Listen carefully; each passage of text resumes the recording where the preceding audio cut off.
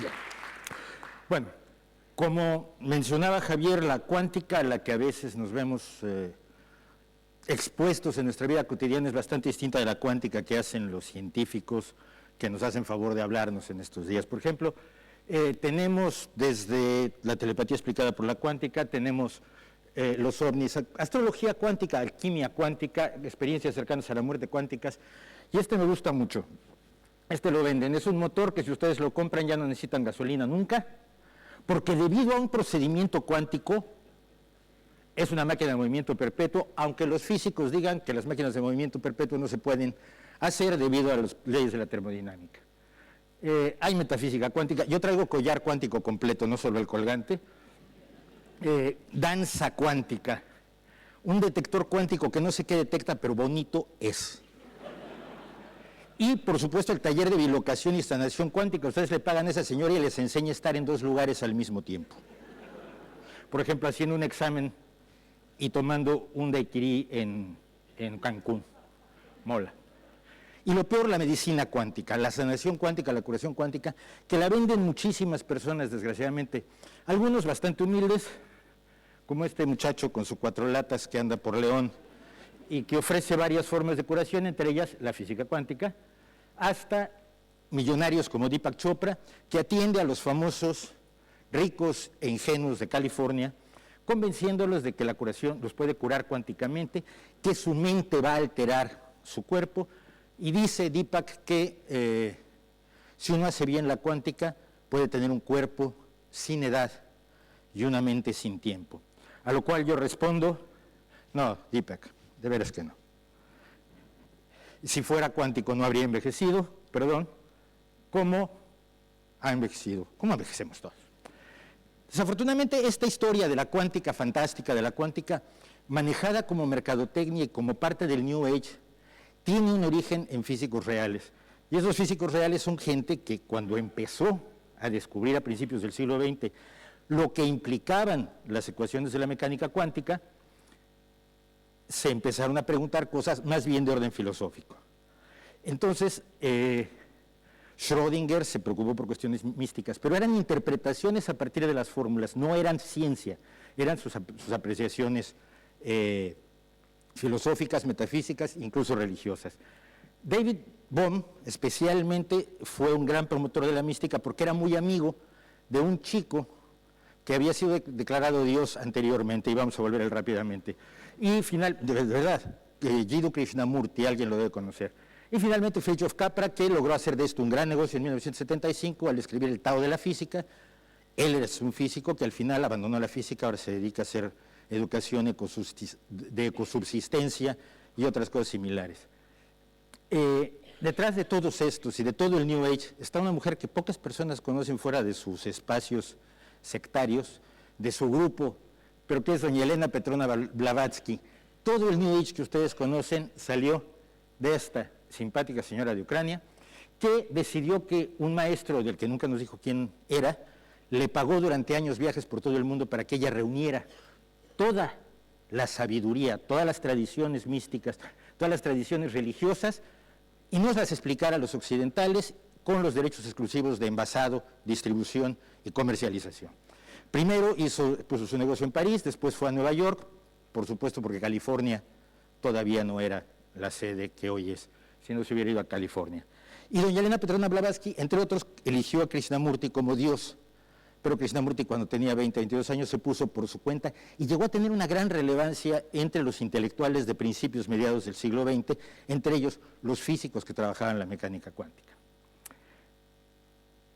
¿Qué relación hay entre estas cuestiones místicas y la mecánica cuántica? Básicamente metáforas, suposiciones y encontrar identidades donde probablemente no las hay. Una especie de pareidolias fantásticas. Una partícula parece estar en dos lugares al mismo tiempo. Bilocación, usted puede estar aquí y tomándose un daiquiri en Cancún. No, es que yo no soy una partícula, soy un sistema más complejo. Eso solo ocurre a nivel partículas. Según la mística cuántica, no solo ocurre a nivel partículas. Hay dualidad partícula-onda, bien, yin y yang. Es otra dualidad que existía, que estaba presente en el misticismo. Y que como doña Elena la había recauchutado, no se decía, no se explicaba, por ejemplo, que en realidad el yin y el yang no son una partícula y una onda, sino dos fuerzas. el yin masculino, el yang femenino, y como corresponde a estas tradiciones, el yin era masculino positivo y el yang era una fuerza femenina negativa.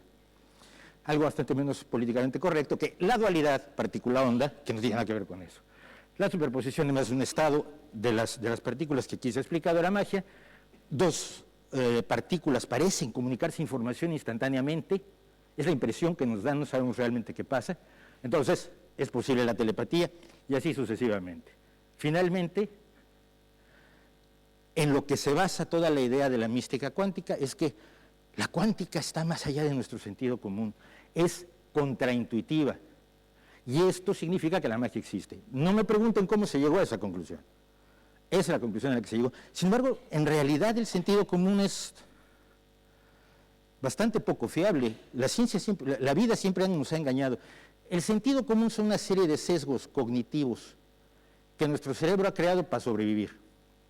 Para sobrevivir a escala humana cuando éramos nosotros el almuerzo más lento de la pradera. Voy por el bosque, oigo un ruido. La actitud científica sería, voy a crear una hipótesis, que es el ruido, voy a ver qué es, hago una observación, si es el leopardo me come, se acabó. Mi sesgo cognitivo, mi sentido común dice un ruido, huye. Servía entonces, ahora no nos sirve tanto el sentido común. Existe escala humana, no existe escala planetaria, no existe escala galáctica, ni escala de las partículas elementales.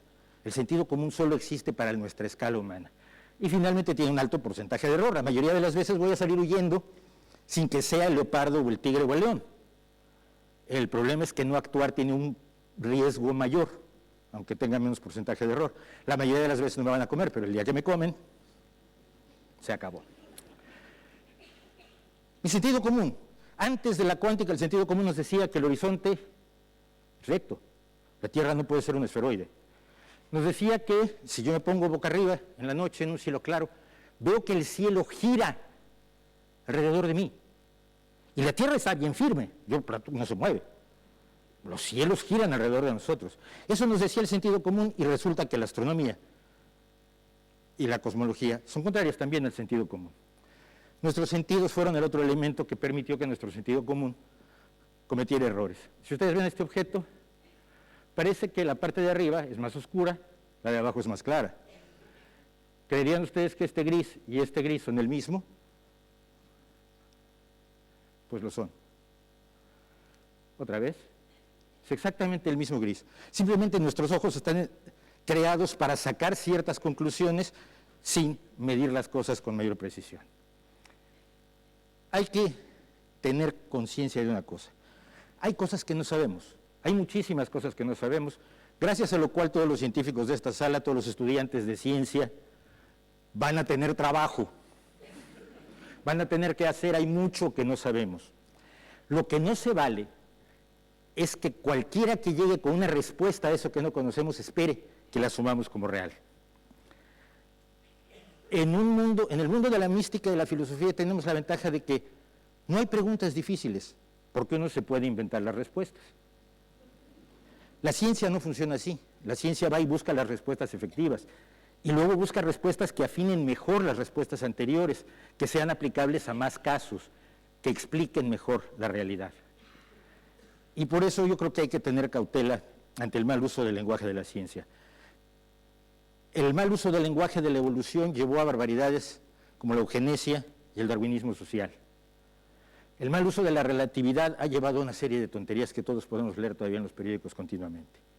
El mal uso de las ideas de la cuántica puede llegar a costar vidas en la medicina cuántica. Por eso, quizás es buena idea ser bastante cautos y quizás para los físicos y para los estudiantes de física, para los estudiantes de ciencia, indignarse un poquito más del perverso uso de las palabras de su ciencia para las pseudociencias de gente que solo quiere sacar dinero. Muchas gracias.